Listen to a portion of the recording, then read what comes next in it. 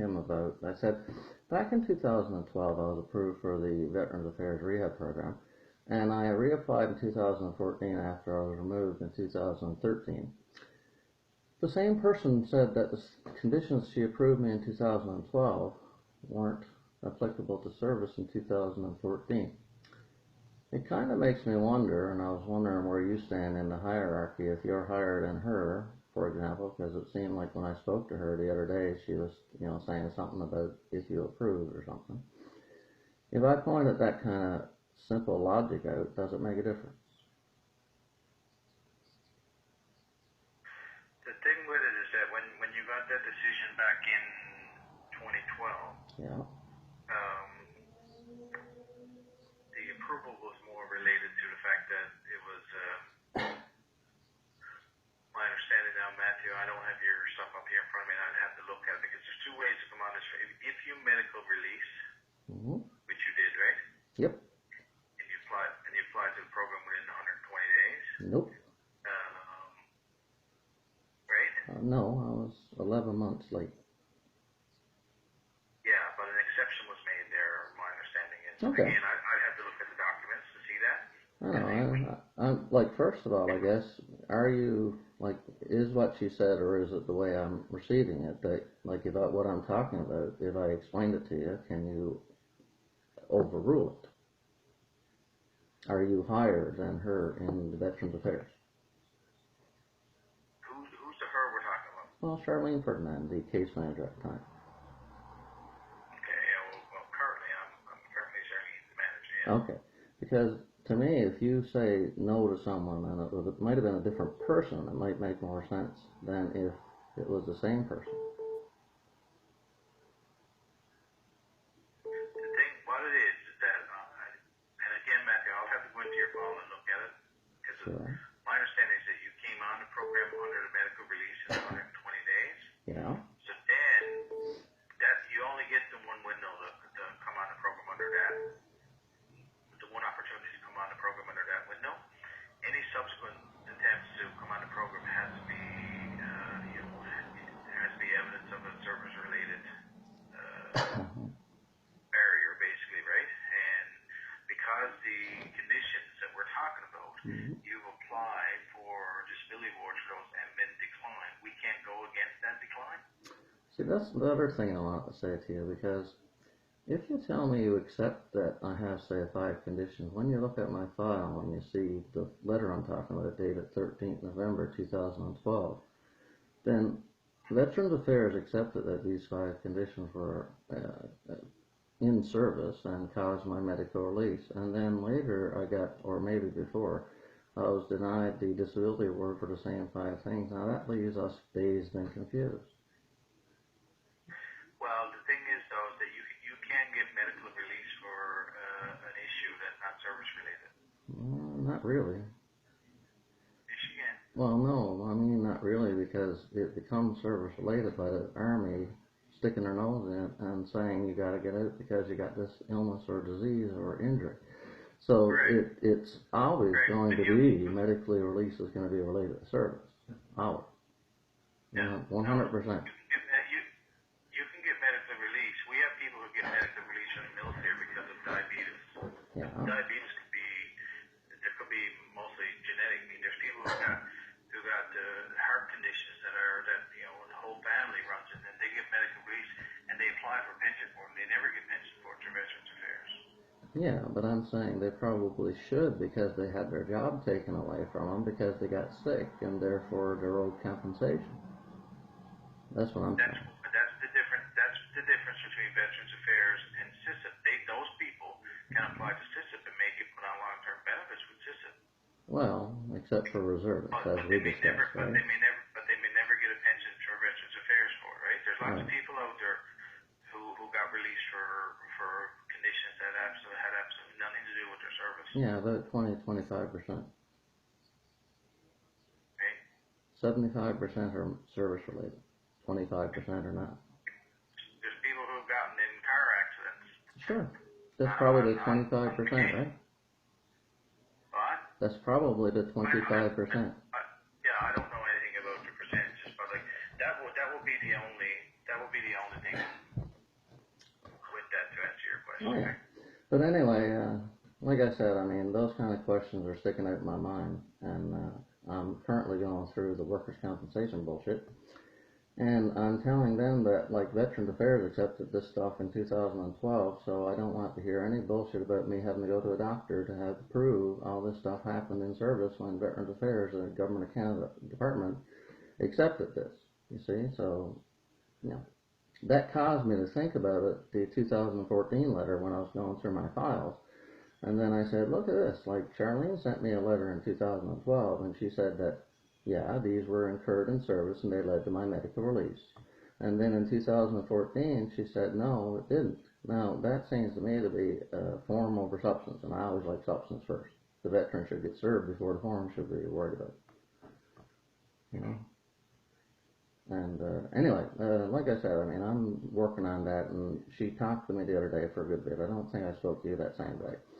But I sent in a request recently. Actually, on that thing, do you guys share files with the Office of the Veterans Ombudsman, carte blanche? Because I was asking them for some help, and the guy who was helping me was very confrontational, and I've had some dealings with him before where he's been very ignorant and hung up on me and stuff, and he was actually reading my file real time. I didn't have it in front of me telling me stuff, and he was saying, you should have filled this form out on this, you didn't do this, and you didn't do that. Now, I don't think that's their job, and I know you're not in charge of them, but the lack of privacy has me concerned. I call the privacy commissioner on that. Because if I give my consent to people to look at my file, that's probably to try to help me and not hurt me. And if the ombudsman's there to try to help us, and he's being confrontational and telling me I have to get with the program and do what everybody else does and be a good little soldier and have to, you know, dot the T's and dot the I's and cross the T's just like everybody else, when the substance of my complaint was I was trying to tell them that you guys have no right to ask us for that kind of personal information in the first place. Like I talked to you ad nauseum about the fact that pensions are savings. And if I have savings in the bank from my previous earnings from when I worked, and you guys ask me a question of how much money I have in my savings pension account, that's none of your business. With all due respect, whoever put that form together didn't take into account the law. Now, if they ask a question that they have no right to, then I'm not going to answer it, right? And then it's sort of like the same thing with the form over substance. I'm getting all this fairly straight now. My lawsuit will kick in soon, probably. But, you know, when you ask a question on that form, like me and you talked about before, do you have a disability award or do you have a pension as a condition of benefits for the permanent impairment law? The fact that you ask that question doesn't mean that it's actually required. Like, what does one thing have to do with the other? Like, one is a non-economic award and one's an economic award. If they were both economic awards, I might see the connection.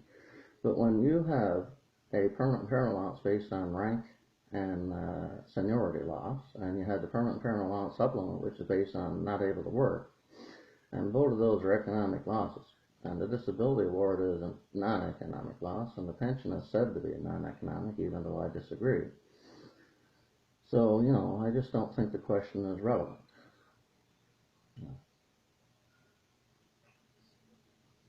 Oh, and I went to human rights about that too, because I said that basically it was a failure to accommodate for my differences. If I'm looking at this form and I see that it's insane, and I don't want to have to answer a question that breaches my privacy, and the person who says on the other end I have to do it, no matter what, or I will not get a benefit, then that is a form of discrimination because you're saying you're not going to accept my individual differences.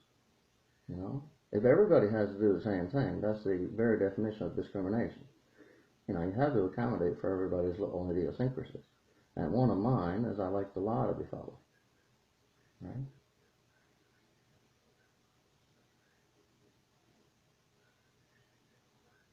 So there. All right, sir. But that's, like I say, that's just the only clarity on the issue around the medical release part there. Yeah. By the way, I'm videotaping this, and I'm going to be putting it online because all these people that are hanging up on me in the Office of the Veterans Ombudsman, I've had 4 hang-ups in the last week. I've had Canada Pension Plan hang up on me. I've had CRA hang up on me. I've had all these people hang up on me, and I'm not being abusive or disrespectful. I'm here just telling them they're doing something wrong, like I am in this level tone of voice. So I'm planning on doing these videos like I always do, and I'm going to put this one out, and I'm going to say, look, Harold's listening to me at least, but this is the way I am with all those other people too. And all those other people keep hanging up on me because they don't like my message. Not that I'm being abusive to them or saying something bad or whatever. Yeah, like I said, I'm trying to get a lot of stuff fixed, and I'm landing like a hot potato in your lap, and that's not really, what I'm trying to do to you, but it just so happens that I don't like to be treated wrongly, and I'm trying to help a lot of other veterans that are in the same boat. But you wouldn't believe the number of people I've talked to that have been kicked off the earnings loss benefit program because of stupid things. One guy had brain cancer, another person hurt her knee, and she wasn't even on vocational rehab. I thought she was on vocational rehab, and then they kicked her off because she couldn't participate in vocational rehab. She was on medical rehab, and then she hurt her knee, and they're going to kick her off. Sure, you should be able to take that and adapt her plan and let her continue. Instead of that, they got her left with nothing right now. Right? I'm sort of like a union rep. I'm trying to help other people. But the thing is, one other question, because I know your answer you got off the phone. Man, I just had another call from Veterans Affairs on my landline. I'm on the cell phone now. But I was looking at this medical marijuana stuff. Now, I'm not on medical marijuana now. I only tried it a few times in high school, but I've tried it a couple times since, and it seems to help with some of my conditions, especially the blood pressure stuff and whatever. And I'm not on Veterans Affairs programs. I can't afford to just, buy it myself, even if I got approved from a doctor. Now, your program is almost the same as the CISIP program, and I'm on CISIP. Now, the other applications are in the works, and I may end up on your programs. That's one thing. But until then, I'm kind of in limbo. What is there to help me if I wanted to look into that option? What can I do? For Veterans Affairs. Yeah, well, I'm not going to pay for it. It's too expensive. Yeah. See, Veterans Affairs will only provide any treatment benefits for your pensioner awarded for. So the first step in that ladder is to get a favorable. You will have to have a favorable. Okay, so you're trying to say that CISIP doesn't apply then? How come CISIP applies when they want it to, but not when you don't want it to? Like, CISIP is the exact same thing as the earnings loss benefit, according to most people. I was denied my workers' compensation application because they said I had a form of federal compensation called CISIP. I told them they were out to lunch that that's a private long-term disability insurance that you're allowed to get, plus your workers' compensation damages type thing. So that's the thing, right? People think that CISIP is compensation when it's not. It's a payment in contract, right? So, yeah. But I'm talking about treatment benefits, financial benefits. The question you asked is related to treatment benefits. So you have a condition where medical marijuana is deemed to be an appropriate treatment. Yeah. If you were awarded or pensioned for PTSD or generalized anxiety or any other sort of, or even a chronic pain condition that medical marijuana was deemed to be an appropriate treatment for that condition, then Veterans Affairs could look at it. But in the absence of that, Veterans Affairs would have, no. Yeah. We're back to the form over substance thing, though, because CISIP, obviously, if they considered me to be hurt in service, they approved me for that injury, and I've been on it ever since. So, really, you guys are not with the program. Veterans Affairs and Canadian Forces are both at odds, and I'm the one who's suffering. That's what it sounds like. Yeah, it comes up. Matthew, I've said to you before, and I'll say it again, that is the puzzling piece of it for you, yes. And it is, I don't have anything to do with CISIP. I have asked a question, I've asked for a clarification, and I have been informed, yes, with a reservist, they would have to have deemed as service related in order to give you the long-term disability. How that doesn't just translate to the same way with Veterans Affairs, I would be the first You don't know. Yeah. It's Well, not me. Didn't make those rules. no. Well, I do have. I do. I just have to live with it as it is. But I do have something to add to that. I might have sent it to you by email yesterday if you checked it out. The RISB program recognizes the fact that CISA is the same as the Earnings Loss Benefit program, and they waive the requirement. And that goes back to, I'd prefer you guys waive the requirement for all that bullshit I'm having to do with sending an application. I mean, if they're the very same program, that's what the government of Canada said in the Canada Gazette last year. If they're the very same program, and they're actually cancelling CISA as of 2025. So, because they're cancelling CISA, I have to make sure that I'm on the earnings loss benefit before it gets canceled. You know. Plus, it would well, make... if I were you, like those, like, you know, you do have some grounds to fill out that application. Yeah. I mean, if you want some help with that, we can certainly do that for you. Well, I filled the application out and I faxed it off. Yeah, But it wasn't done. It wasn't done to your satisfaction. That's not applicable. No. What I'm saying is that you answered that application has to be reviewed in its own merit, and you answered every question that's not applicable. Because it's not. But if you want a completed application done to your specifications, take a look at my file from 2012, pull that out, and unless someone tells me exactly why that application can't be used in 2016, then, you know, use that. Yeah, I mean, that's unfortunate if you're... It's the same application.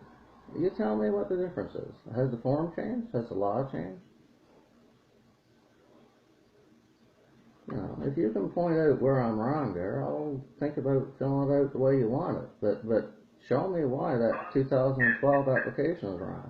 Is not okay. Because there's two ways to come on that program. No, that's some form over substance again. You're telling me that the form is more important than the substance. No. What I'm telling you is that program was designed with two different gateways to come on the program. Yeah. And one was to say the medical release and the 120 days, and that was created in its own way to come on the program, saying that listen, it will be the expedient way to come on the program. Do you know why that's there? They're getting medically released. It's safe to maybe the thinking was okay. We know they're getting medically released, so there's some medical condition. No, I can tell you if you want. They said they wanted to keep it the same as CISA. That was written in the Senate, like I read that, right? Yeah, so, but you have to understand, I'm not the policy person who wrote it. I know. There's, and I'm not going to know all the research or the background information on every little policy. I don't have to, right? The reality is that, there's lots of different laws on the books, and I don't know the debates that went on. I'll just know, look, it's against the law to drive over the speed limit. No, it wasn't a law. It was, they were having evidence in Senate, and they said, why did you use the 120 days? And the person who answered it said that the senators in the Senate Committee on National Defense and Veterans Affairs, they said, we wanted to keep it as close to CISA as possible because that's the same program as CISA. That's what they said. So that's why they used the 120. But if you look into the law, you'll say it also says the minister can choose to ignore that. Yeah. But I think, look, if you fill in if you had in that application, I know it's frustrating, and I know there's bureaucracy too, but you know what, we got to deal with that. But I've given you applications, that's what I'm trying to say. What? I've given you guys 3 or 4 applications. I gave you one in 2012, one in 2014, and the one that you don't like now. But I've applied 3 times. So it's not like you don't have an application, and one was approved, and as far as I'm concerned, logic says that you should use that. If you want one filled out properly, go back and use it. Why should you put me through more hassle having to do another one? Well, if you show me why, if you show me that you can't do it, that's different. It's going to be unfortunate, Matthew, because as it stands now, Charlene got that application, and I mean,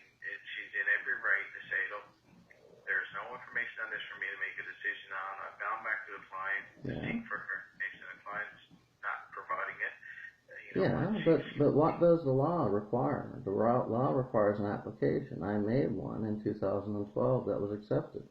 It doesn't require 3. But what I'm telling you, man, there's two. The application and again, I'm going to have to go in and have a look at the law because I don't have it on me here. Yeah. And I'm out in Cornbrook now, and I'm having Oh, trouble okay. getting into the database. Yeah, right on.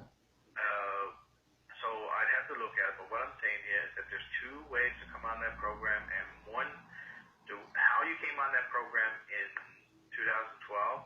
That gateway is no longer available to you. You have to come on under demonstrating that you have service-related issues. Well, to be quite honest, the person, she put me on that program back in 2012 against the law. Because I was a Class A reservist, and you cannot come under the program when you're a Class A reservist within that 120 days, because that's reserved for regular force people.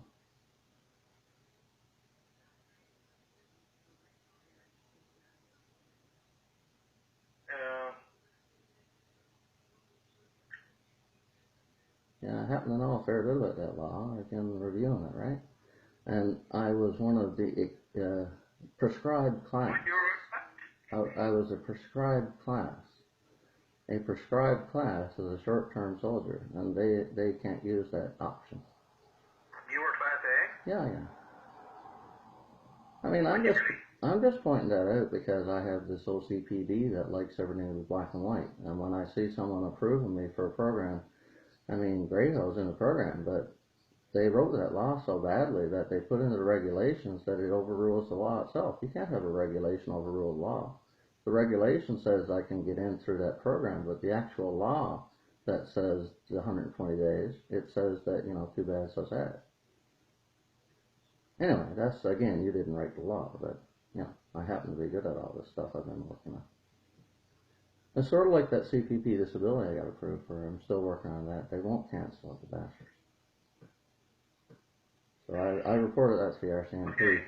Let me see if I can get this stuff sorted out with the system here and get access to it so I can have a look at that letter. But anyway, like I said, I mean, I'm about to sue the Air's office, discipline them, but you guys are probably on a step next because, I mean, all this stuff of having to apply, it's not looking after us. It's making us go through hoops, and there's all these, like, forms that we got to fill out, and everybody says you have to do it. Well, that's not the most important thing.